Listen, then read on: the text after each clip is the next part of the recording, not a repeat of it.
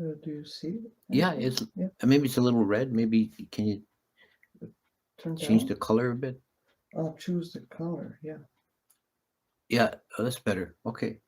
that's better. Yeah. Let me just try it a little bit. No? Okay. Well, it looks like we're on. Got a few people already waiting. It's another 4 minutes or so.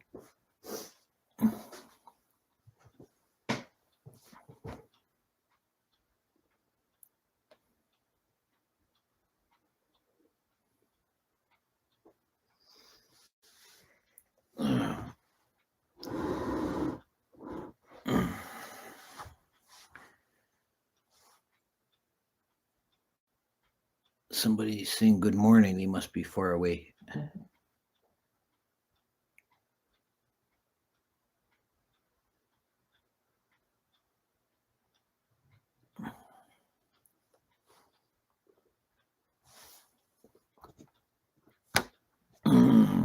you know the time in Nepal, Ajahn? No. Oh, he's from the Philippines. From Philippines. Philippines. Okay. Yankee Apples just checked in. Mm-hmm.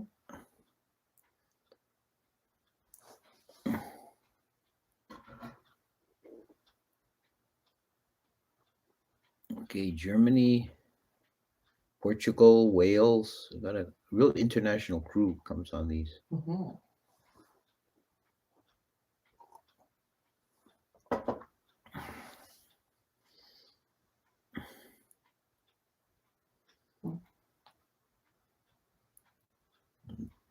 Vietnam, Australia. Well,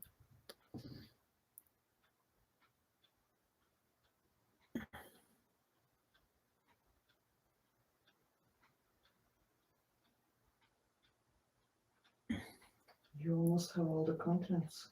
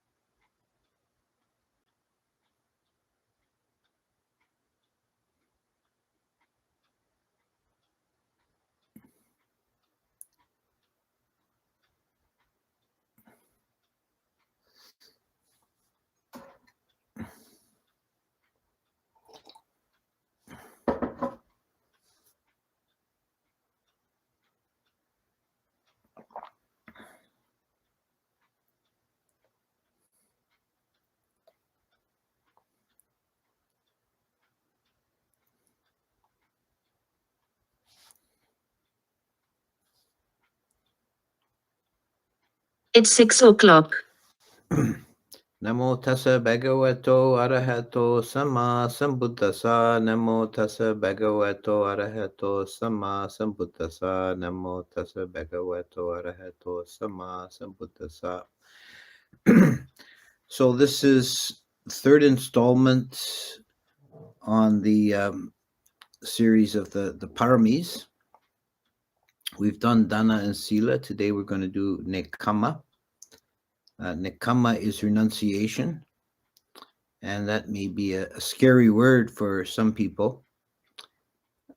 I think most people, when they first encounter the idea or the concept of renunciation, they think it's a very hard and dismal kind of concept, but it's actually not. It's represents freedom.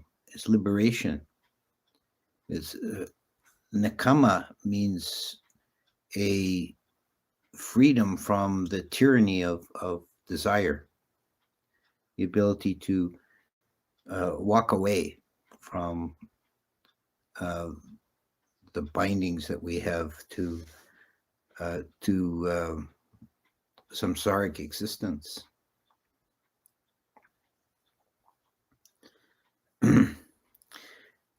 People who are addicted to their sense pleasures find it or think it would be impossible to relinquish them. They can't imagine living without them. But just remember when you were a small child, I'm sure you had a favorite toy, whether it was a truck or a dolly or stuffed bear. It was something you couldn't imagine living without. And now you don't have it anymore. You don't miss it. You don't have any desire for it or a replacement for it. But at the time, you couldn't have imagined living without it.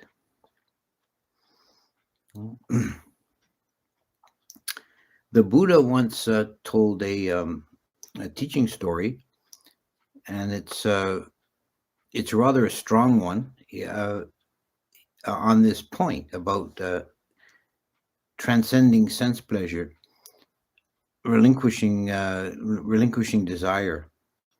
And he said to the monks, have you noticed in the marketplace, there's this leper that sits in the marketplace, and his skin is covered with weeping sores. And people throw him a few coins out of pity. And he sits there on the ground, and beside him, he has a little metal brazier full of red hot coals. And every now and again, with a pair of tongs, he'll take one of these red hot coals and press it into one of his sores, and the flesh will boil and sizzle. But it momentarily relieves the suffering of that sore. The Buddha said, do you imagine if that leper were miraculously healed and made whole and clean and could stand up and walk away, do you think he'd ever miss his brazier and his hot coals? You think he'd ever be nostalgic for the relief of burning the rotten flesh? No, of course he wouldn't. And then he explained the parable is that the weeping sores are like the sense organs, and the hot coals are like desirable sense objects. That just for a moment there's a sense of satisfaction and relief when the pleasant object impinges on the sense organ. It's hard for us as humans. We're part of the sense desire realm of existence, and it's hard for us to imagine a type of consciousness that's not dependent or subdued by the senses. But there is that experience available to us in jhana, and there are whole realms of existence of the Brahma gods that are beyond sensuality. And there's a transcendence. It's getting beyond, it's evolving beyond the need for the coals and the sores.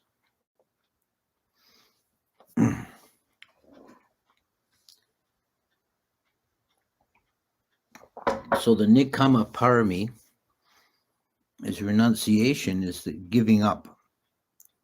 It's the spiritual strength of being able to say no, to give up on some something on which you are dependent, on something on which you are bound.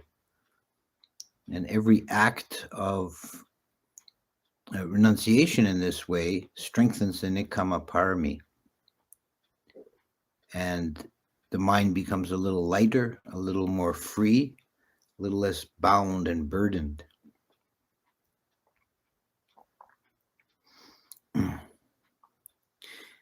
The dependence on sense objects is, for most humans, it's the most obvious and troublesome of the desires. But there are other desires as well that also need to be renounced for full liberation. One very pernicious one, I think, is attachment to views. We get very attached to our ideas and our theories and our positions, and being able to abandon that is difficult.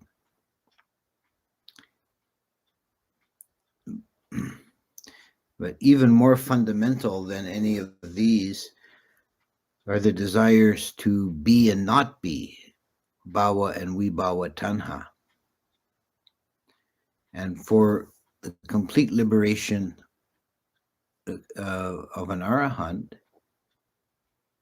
that even the desire or the will to exist must be renounced, without embracing the will not to exist. That also needs to be renounced. So the liberation of an arahant or a Buddha to not only sense desires, but to the desire to be and desire not to be, and to all kinds of concepts.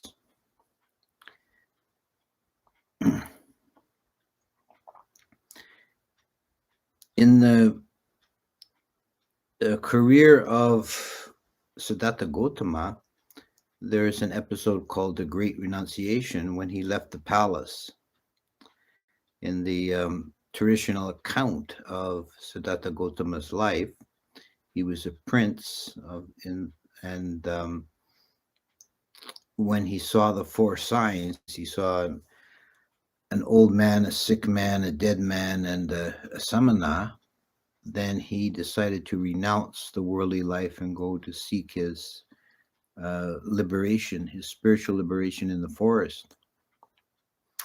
And the thumbnail I put up for this video is from a painting of the Great Renunciation. And this is a very common theme or motif in Asian art. I've seen some really fine examples of this when I was in Thailand. You see the warrior prince Siddhartha cutting off his hair with a sword. He's got his long hair held up above his head and in one bunch, and he's cutting it with his sword. This represents his renunciation of the kshatriya status of the nobleman and the prince.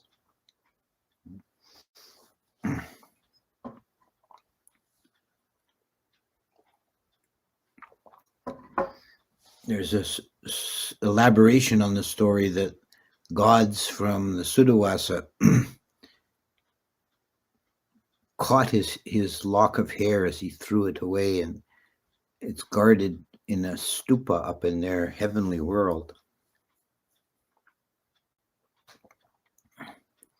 Now this renunciation was the last one in a long series in the Jataka stories, which are accounts of the Bodhisattva's previous existences, his previous lifetimes. There are several episodes in which he is a wealthy individual, often a prince or a king, who abandons the the worldly life and goes off into the forest. There are many stories of this. Is a common motif in many of the stories in the Jatakas and the Dhammapada commentaries of the wealthy person who abandons everything they have, gives it away, and leaves home. There's one account of a wheel-turning monarch. It was actually a series of them, one after the other, that at that time human lifespan was very, very long, and was 84,000 years. And as soon as they saw the first gray hair, they would leave home and go into the forest. And one after the other followed this course. And this was part of a traditional Indian cultural practice of these are the samanas, those who have left the worldly life, the village life, and seeking spiritual liberation in the forest. So that's one form of renunciation, and this is the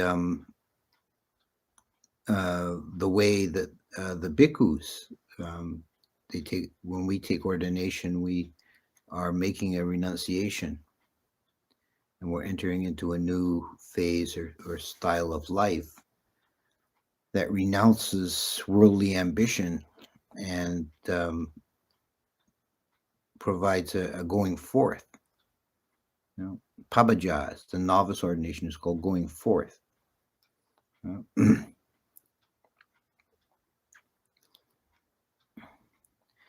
there is a profoundly liberating aspect to this.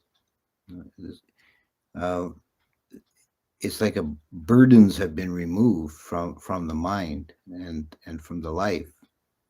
You're no longer caught in that hamster wheel.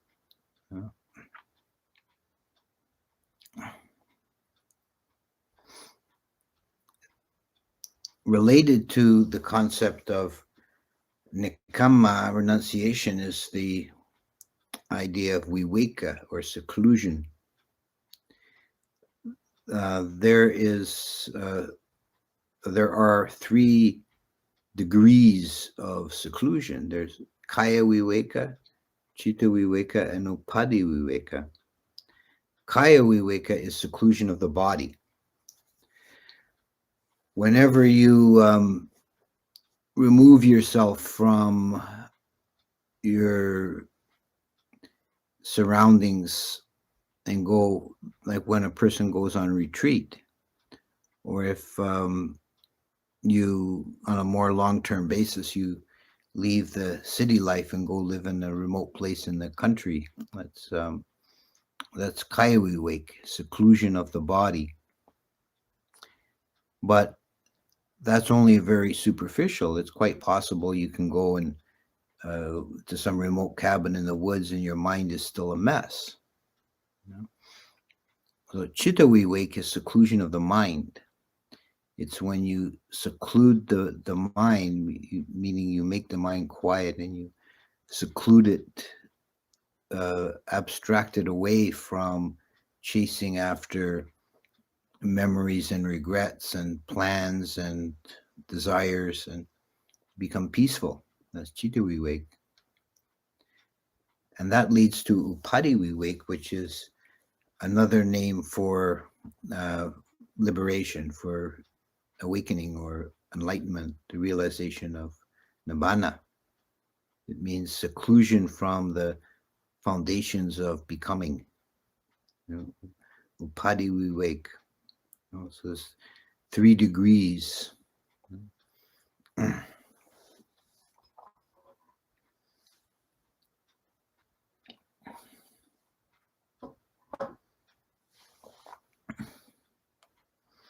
So as far as kaya viveka goes, separating oneself from physically from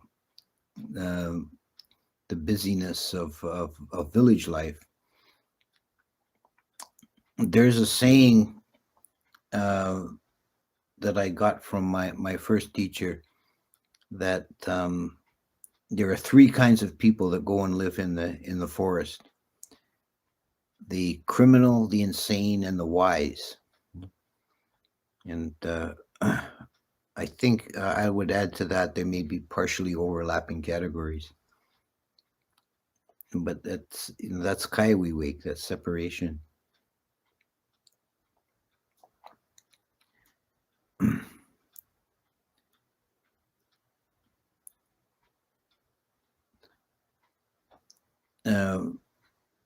The Tibetan yogi Milarepa said that he who lives in remote places without practicing the dhamma is just practicing mortification of the body and the mind. So Chitta Vivek needs to follow Kaya Vivek for it to really do any good, but Kaya Vivek is a first step.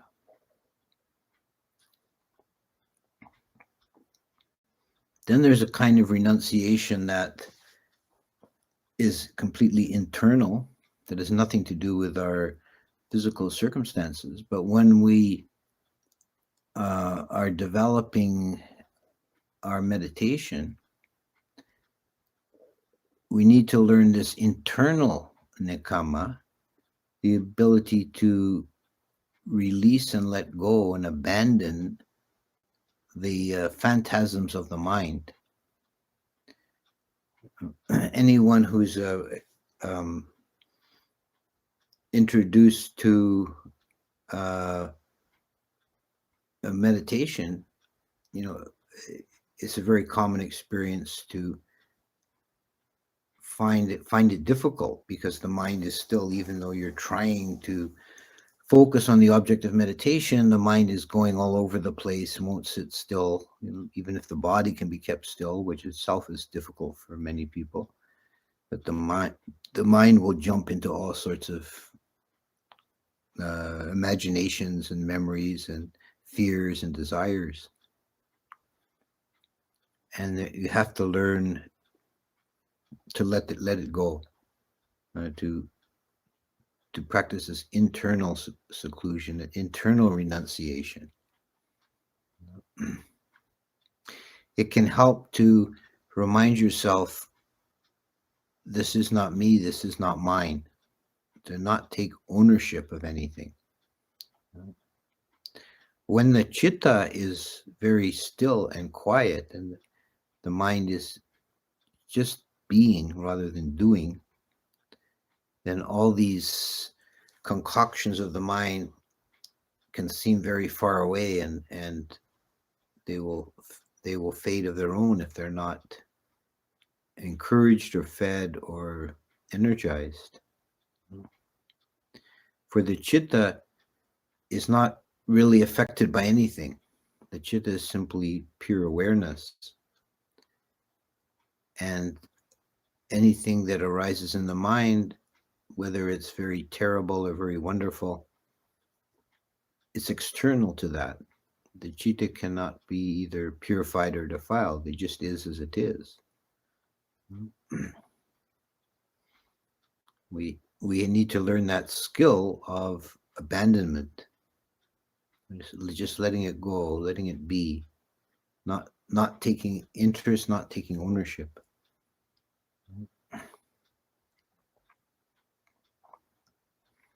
And one way of understanding the actual process of enlightenment or awakening, the realization of nibbana, is as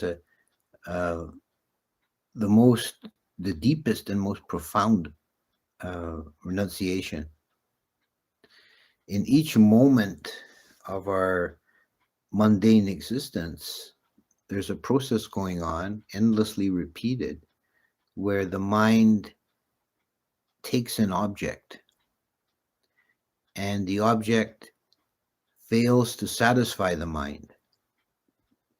So the mind is left wanting, and it takes the next object. And this happens at blindingly fast, moment by moment. We're doing this, and we have been doing it for billions of lifetimes, non-stop. That's what we do as conditioned entities. There is mind craving an object, taking the object, being unsatisfied, craving the next object, and taking the next object.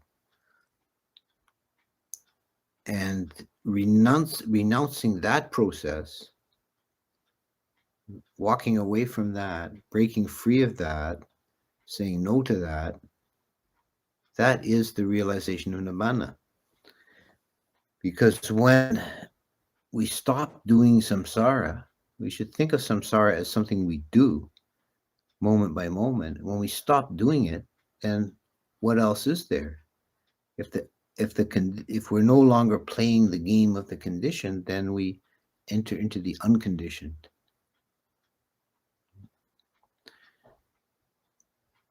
And this is the real Nekkhamma, the transcendent Nekkhamma, the real renunciation, that all the other renunciations are preparations, making it possible, laying the groundwork.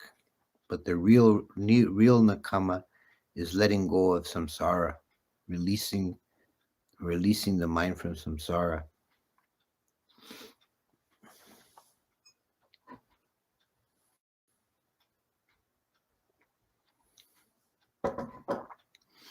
We have to let it all go. You know? As long as we're holding on to anything whatsoever, then the mind can't make that final release. There has to be a complete abandonment.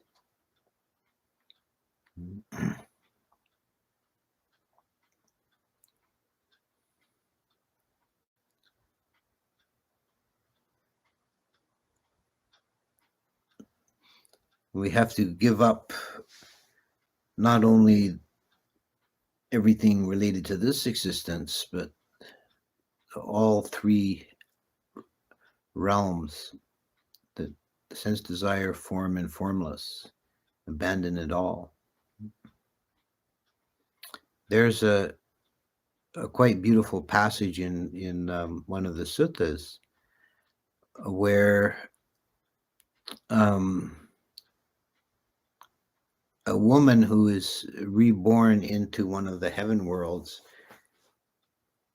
she was a follower of the Dhamma, and she was reborn into one of the heaven worlds, and she still felt that that was not far enough. She hadn't made it yet. And some others who were companions who were also born into the heaven world, they told her, well, you know, you've made it. You were in heaven. And she said, the circle of the world is too narrow, and the kingdom of Brahma is too low. Which is an astonishingly powerful statement when you have some inkling of how wide the circle of the world was considered to be, and how high the kingdom of Brahma was said to be. We're talking at more than cosmic levels, and that's not enough. That's still too much. It's either, you could say, it's either too much, or it's not far enough.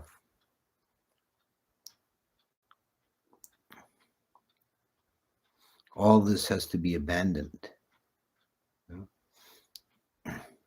And this is essentially an abandonment of becoming, of coming into existence, of playing the game of conditionality.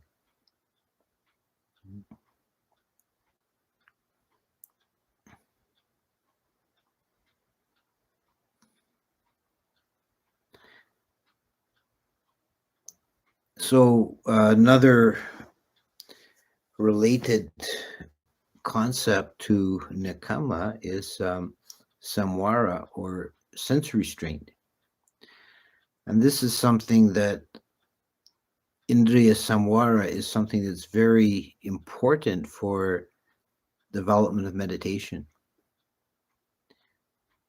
People go on meditation retreats and then they spend a lot of time maybe looking around or uh, going for walks, or they still can't get away from feeding the senses, and one needs to learn to restrain the senses. And this is a kind of practice. Indriya samvara is something that you can do periodically as an exercise. And it's highly recommended if you do a period of meditation to if you do like a day long or several days of meditation, to take the 8 precepts, because the 8 precepts confine, if you're following them diligently, they confine you on a physical level, on the level of kaya vivek, from following the usual ways we amuse ourselves or divert ourselves with the senses. You cut them off. So then that is an aid to practicing sense restraint and going within. We need to recognize and understand our psychic position as human beings, that we are embodied entities in the sense desire sphere of existence, which means our ordinary default, the fallback mode of being is to operate through the 5 physical senses and to find in the senses interest, information, satisfaction, pleasure, and many of our thoughts and feelings and ideas that are operating in the mind outside the senses are still related to the senses. We think about sense objects, we desire them or we fear them, and we're caught in that matrix of the sensuality. And getting beyond that is very difficult. This is one of the benefits of practicing jhana, because it gives you it's not liberation, it's not the end of samsara, but it cuts off a big chunk of samsara. It simplifies matters because you elevate consciousness to a level beyond sensuality, to the level of form, and you experience a mode of consciousness not bound by the senses, which you previously couldn't imagine and think is impossible. So then when you return to your ordinary mode of consciousness, now you understand it better, and you're somewhat less bound to it.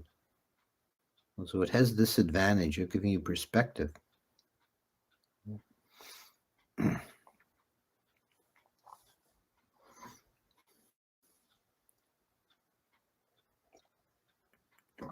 So the practice of Nekkhamma is actually a liberating and a joyous one, and it's one to be practiced together with the other paramis.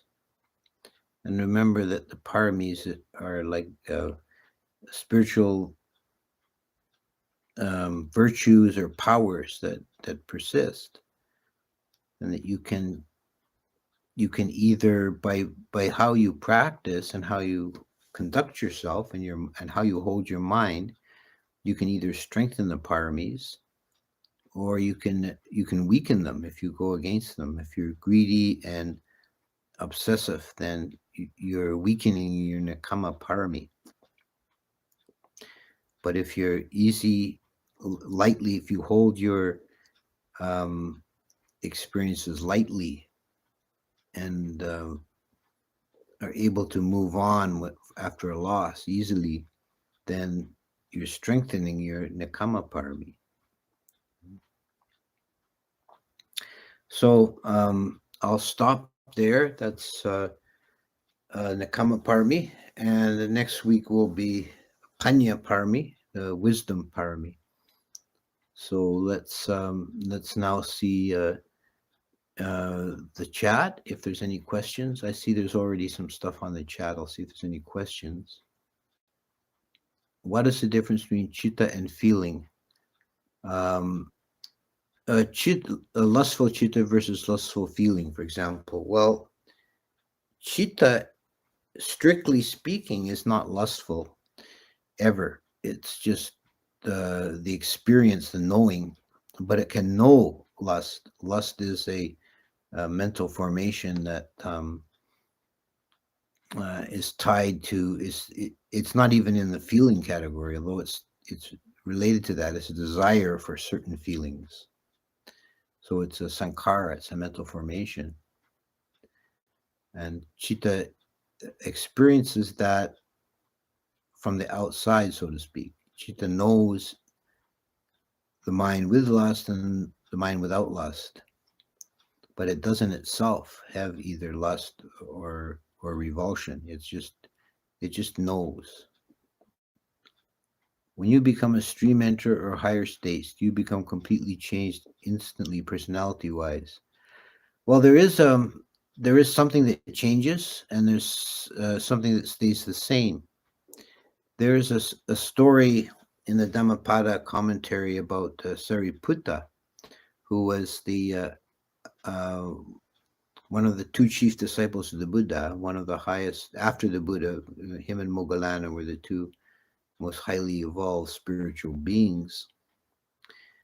And there's a story that he was out on alms round with the other monks, and they came up to a puddle of water in the path, and all the other monks in the line carefully walked around the puddle, but Sariputta jumped over it with his 2 feet together. And some of the monks thought this was kind of a disreputable behavior, and they told the Buddha about it, and he said, "Oh, let it be, let it be. It's of no consequence. This is part of his inherent personality, because at one time he spent 500 successive lifetimes as a monkey." You know? So the attainment of enlightenment doesn't make a completely new personality, but it does change. There's some fundamental change in the depth that never goes back. Hard to imagine a desire that is not the type that leads to becoming, which is the kind of desire that needed to fuel awakening. No, well, there's a bit of a problem of language, that we use the English word desire to cover a couple of different words, at least in Pali. One of them is tanha, and that's the word that's used in the Four Noble Truths. The root of suffering is desire, is a translation of tanha, which is thirst. And this is the desire that's needy, greedy, wants. You know? But we could also translate the word chanda, which is an impulse to, or an aspiration, or it's a desire in a sense. Yeah? And that can be actually spiritually positive, depending on the object. So there is kama chanda, which is the desire for sense objects, and that's a negative. But there is dhamma chanda, which is the desire for dhamma, the desire for awakening, and that's considered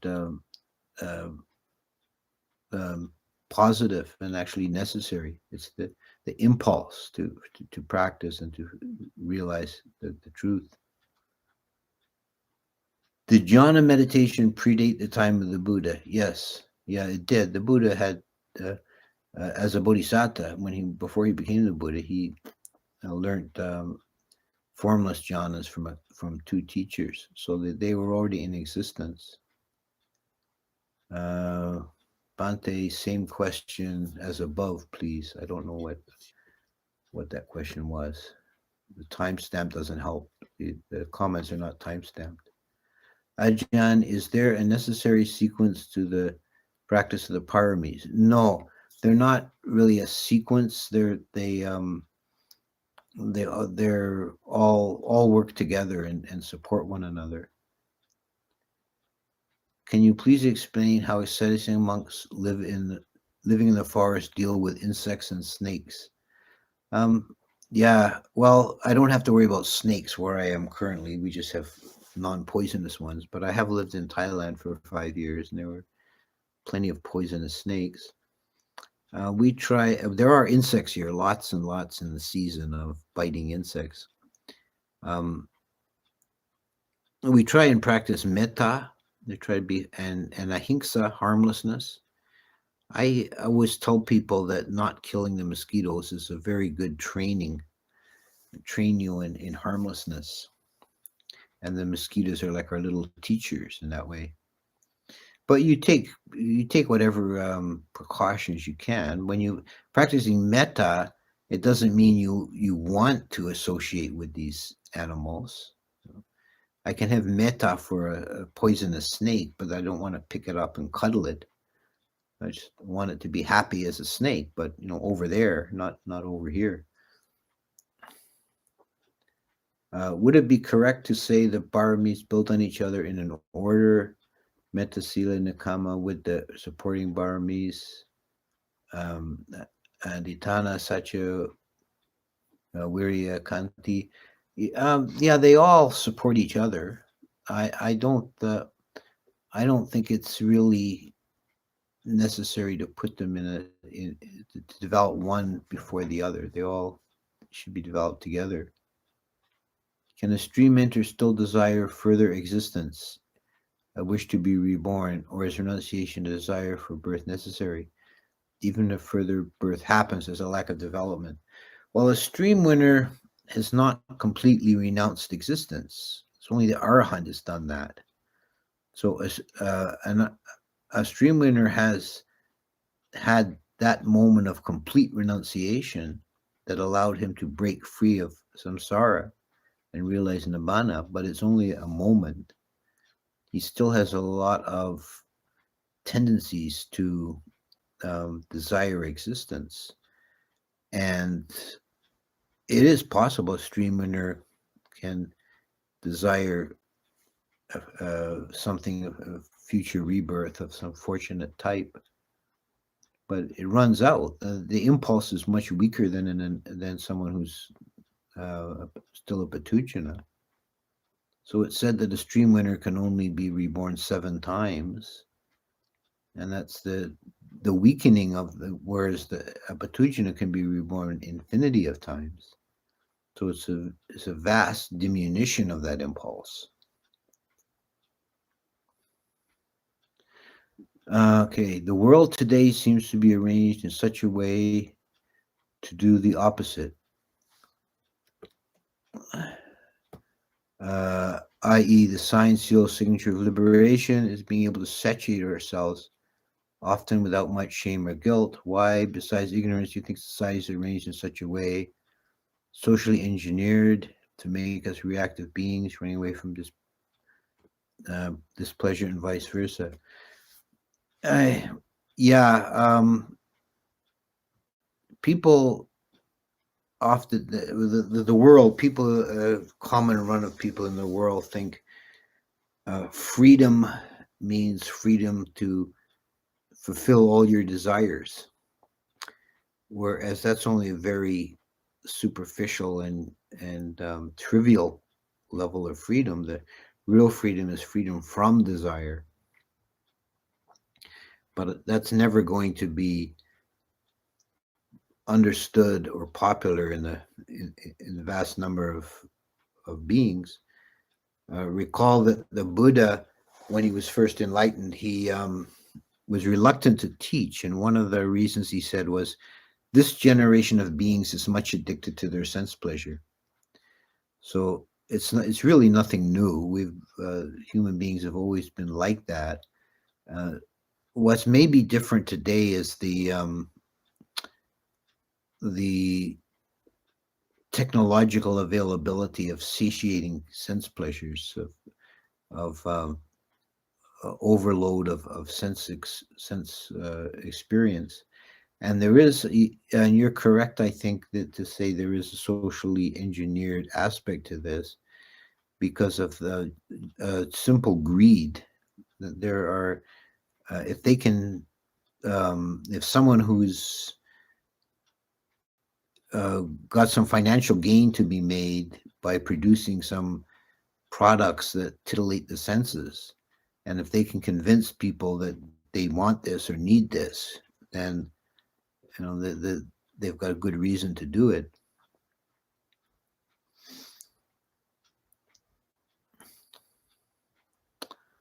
Okay, next question. How do you know if you are a stream mentor already in this life? Um, the the surest way is to examine the mind for the presence or absence of the three fetters. The fetters that are broken at stream entry, that is personality view, right and ritual clinging, silabata paramasa, and skeptical doubt, vicikiccha. So the first thing would be to do some study and make sure you understand what those terms actually mean.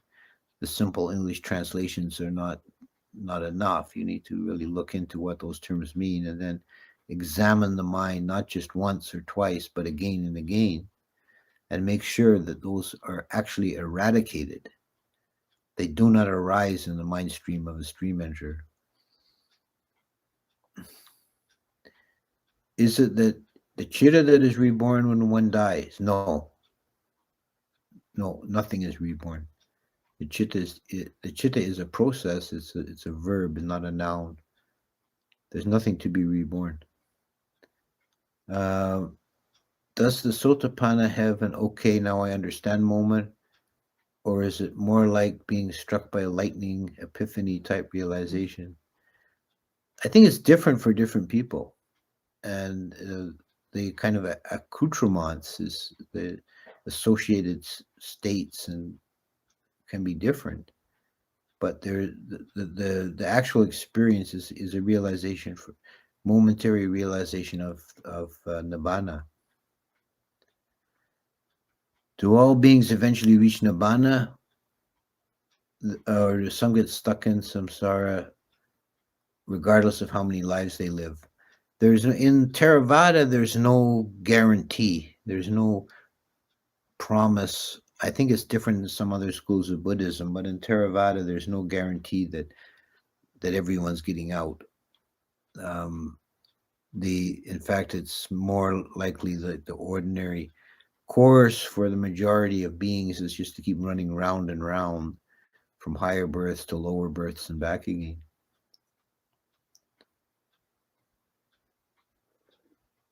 Can an arahant be reborn if they so choose? No, arahant is finished. This is one of the key differences between Theravada and Mahayana. An arahant has no impulse to be reborn. When you understand the theory of the rebirth process, you can see why an arahant will not be reborn, because without desire there's no impulse, no desire for becoming. There's no impulse in the mind to take another form. Is renunciation considered better kamma than dana, or should they both be cultivated in equal measure? I don't think one is per se better than the other. It would depend on the degree of each. And a really great dana is itself an act of renunciation. If you give only from your surplus that you don't need, then there's no act of renunciation involved. But if you actually sacrifice to make a dana, then you're also practicing Nekkhamma at the same time.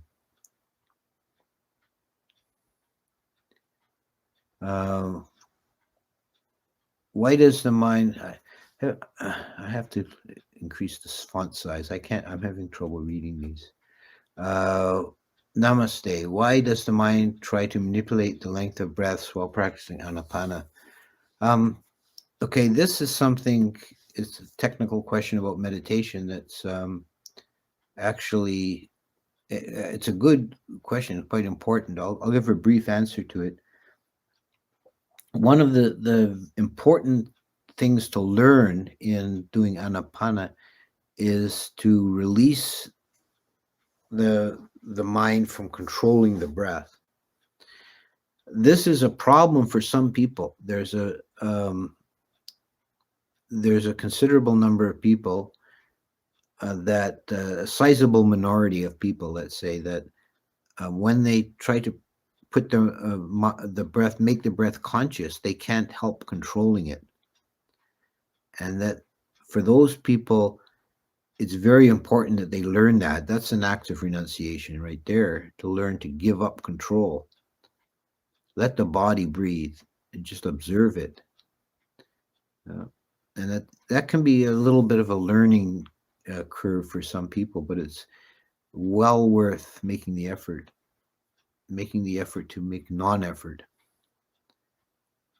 Can you please make a video on kasina meditation?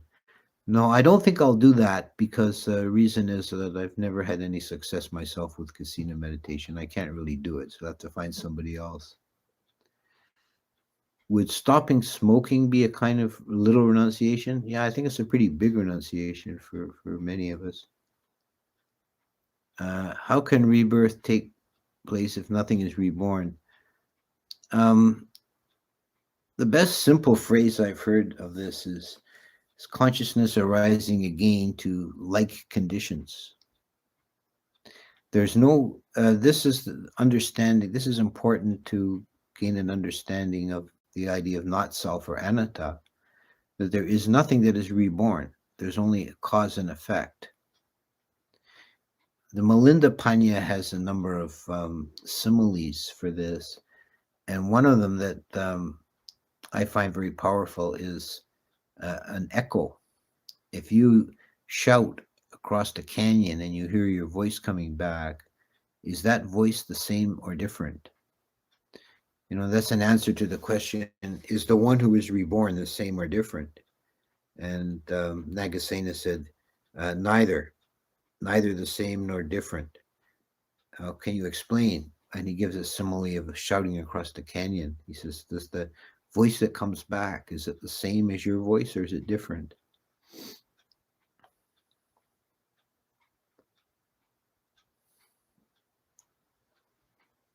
Okay.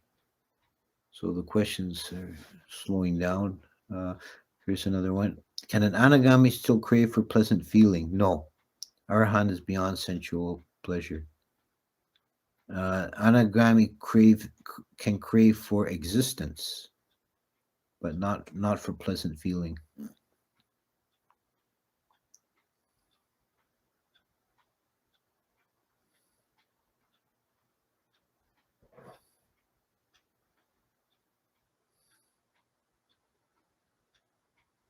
Can an anagami still get angry? No.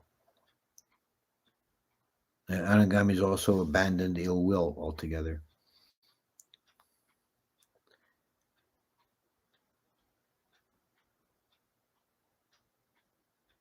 Okay, so I think we're coming to a natural winding down, and I thank you all, and